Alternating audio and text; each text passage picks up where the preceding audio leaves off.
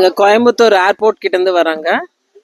இன்ஸ்டாகிராமில் ரீல்ஸ் பார்த்துட்டு தான் இந்த இடத்த சூஸ் பண்ணோம். ஆக்சுவலாக டே அவுட்க்கு வந்து இது ஒரு பெஸ்ட்டு பிளேஸு.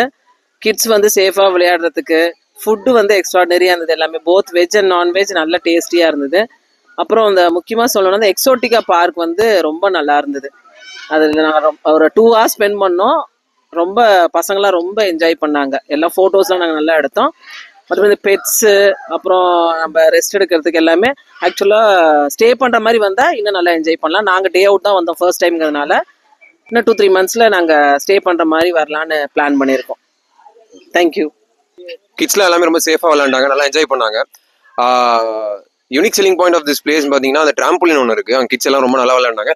ப்ளஸ் அடல்ட்ஸுமே அங்கே ஜம்ப் பண்ணாங்க. ஸோ நல்லா ஸ்ட்ராங்காக தான் இருந்துச்சு.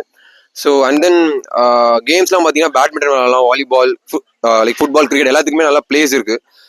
ஃபார்ம் ஹவுஸ் மாதிரி தான் ஒரு ஃபீல் இருக்குது. ஸோ எல்லாமே கண்டிப்பாக நீங்கள் வந்து நெக்ஸ்ட் டைம் என்ஜாய் பண்ணுங்கள். தேங்க்யூ.